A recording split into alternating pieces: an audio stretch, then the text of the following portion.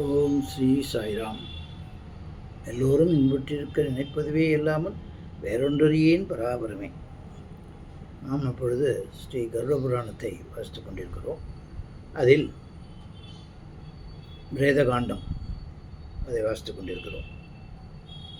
ஸ்ரீமன் நாராயணன் கருடருக்கு இந்த வைதரணி என்ற நதி கடப்பதற்கு மிகவும் துன்பம் கொடுக்கும்.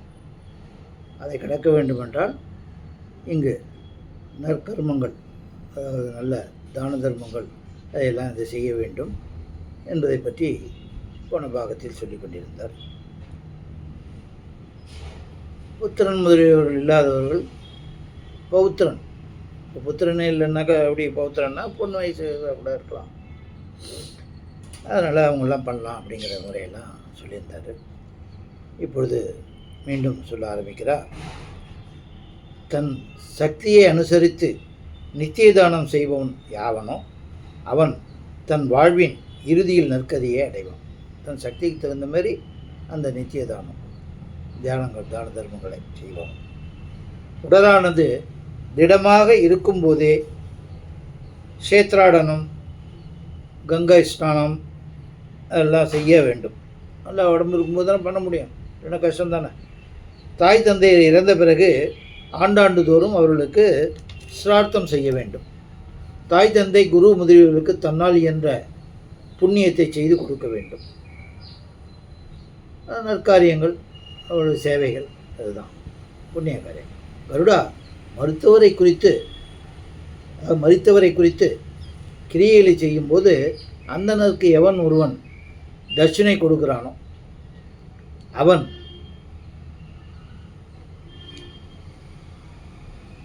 தான் வேண்டிய நல்லவைகளையெல்லாம் அடைந்து மகிழ்வான். அதாவது அந்த செய்து வைக்கிறவர்களுக்கு திருப்தியாக அவங்களுக்கு செய்யணும். எல்லோரும் திருப்தி அடைஞ்சிடுவாங்களோ அதெல்லாம் வேறு விஷயம். ஓரளவு அவங்களுக்கு திருப்திப்படும் மாதிரி அதை பண்ணணும் அப்படிங்கிறத சொல்கிறார்.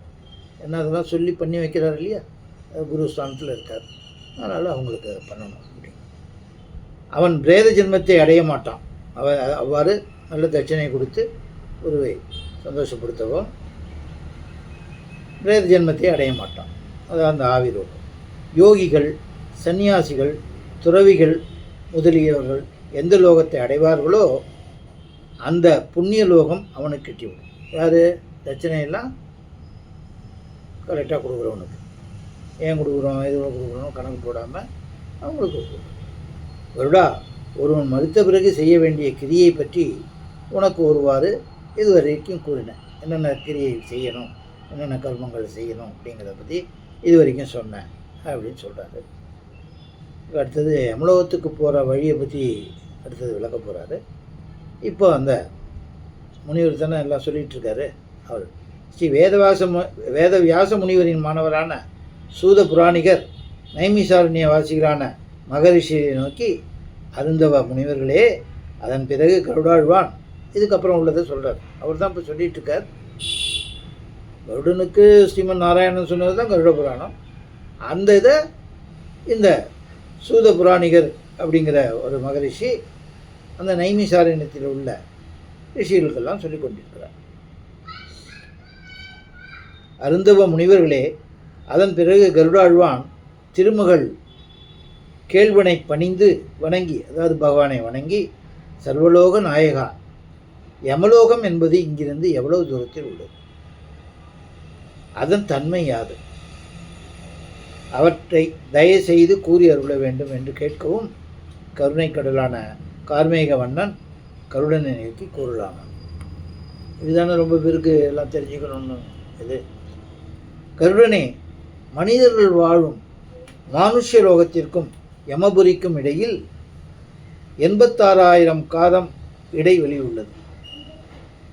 அந்த யமலோகத்தில் வாழும் யமதர்மராஜன கூட்டுவன், யமராஜனுக்கு கூட்டுவன்கிற பேர் உண்டு. கூட்டுவன் உலகத்தினர் ஒவ்வொருவருக்கும் ஆயுட்காலம் முடிந்ததும் ஜீவனை பிடித்து வரும்படி தன் தூதர்களிடம் கூறுவான். ஆயுள் ஒருத்தருக்கு முடிஞ்சு போச்சுன்னா அட்ரஸை கொடுத்து போய் அழிச்சிடுவாங்க அப்படின்னு சொல்லி கூப்பிடுவார். யாவும் அஞ்சத்தக்க உருவத்தை உடையவர்களும் கனலும் காயும் சினமுடையவர்களும், கனல்னாக்க வெப்பம், ரொம்ப கடுஞ்சினம் உடையவர்கள், உருவத்தை உடையவர்கள், பாசம் முசலம் முதலிய ஆயுதங்களை தெளித்தவர்களும், இதெல்லாம் ஆயுதத்தோட பேர். கார்மேகம் போன்ற கருப்பு நிற ஆடைகளை அணிந்தவர்களுமான மூவகை தூதர்களை ஏவி அனுப்புவான். அவ்வியம கிங்கரர்கள் மூவரும் சென்று, அதே மாதிரி அந்த கிங்கரர்கள், அவங்க பேர் கிங்கரர்கள், கூடி சென்று வாழ்நாள் முடிந்த ஜீவனை பாசத்தால் கட்டிப்பிடித்து காற்றின் உருவமான தேகத்தில் அடைத்து கொண்டு யமலோகத்திற்கு செல்வார்கள். அங்கு சென்றதும் அந்த ஆவியுருவ ஜீவர்களை யமபுரிக்கு தலைவனும் நாயகனுமான காலதேவனுக்கு முன்னால் அவிழ்த்து நிறுத்தி, தர்மராஜரே, தாங்கள் இட்ட கட்டளைப்படி வாழ்நாள் முடிந்த ஜீவனை தங்களது சந்நிதி முன்பு கொண்டு வந்து நிறுத்திவிட்டோம். இனி தாங்கள் ஆக்ஞைப்படி நடக்க சித்தமாக இருக்கிறோம் என்று கூறி ஒரு புறமாக ஒதுங்கி நிற்பார்கள். எப்படி ஒரு திருடனை பிடிச்சின்னு போலீஸ் ஸ்டேஷனில் கொண்டு வந்து இன்ஸ்பெக்டர் முன்னாடி நிறுத்துகிற மாரி, நீங்கள் சொன்ன வேலையை பண்ணிட்டோம், இதை நிறுத்தியிருக்கோம் அப்படின்னு சொல்கிறாங்க மாதிரி. எருமைவாகனாகிய யமதர்மராஜன் அத்தூதர்களை நோக்கி, ஏ கிங்கரர்களே, நன்று நன்று, நல்லா சொன்ன வேலையை செஞ்சிட்டீங்க. இந்த ஜீவனை மீண்டும் கொண்டு போய் அவன் வீட்டிலே விட்டு இன்றிலிருந்து 12ஆம் நாள் கழித்த பிறகு முறைப்படி அவனை மீண்டும் நம் திருச்சபைக்கு முன்பு கொண்டு வந்து நிறுத்துங்கள் என்று கட்டளை. அதாவது ஒருத்தர் உயிர் போன உடனே அட்டண்டன்ஸ் கொடுக்குற மாதிரி வச்சுக்கலாம், ரொம்ப புரிஞ்சுக்கிறதுக்கு. அவங்க அந்த எமக்கெங்கர்கள் வந்து அழைச்சின்னு போயிட்டு அங்கே போய் ப்ரெசென்ட் பண்ணுவாங்க. பேர் இதெல்லாம் சரியாக இருக்கா, ஓகே, எல்லாம் பண்ணோன்னே மறுபடியும் கொண்டு வந்து இங்கே விட்டுருவாங்க. அந்த 12 நாள் காரியம்னு ஒன்று இருக்குது. அதுதான் அந்த சந்தையில் யார் பண்ணுறாங்களோ அவங்களாம் பண்ணுவாங்க. எல்லாம் வச்சு அதுதான் விசோர்ச்சனம்னு சொல்லிட்டு சொல்கிறாங்க இல்லையா, அந்த இதை பண்ணும்பொழுது அது அப்புறம் பயணம் ஏற்படுது.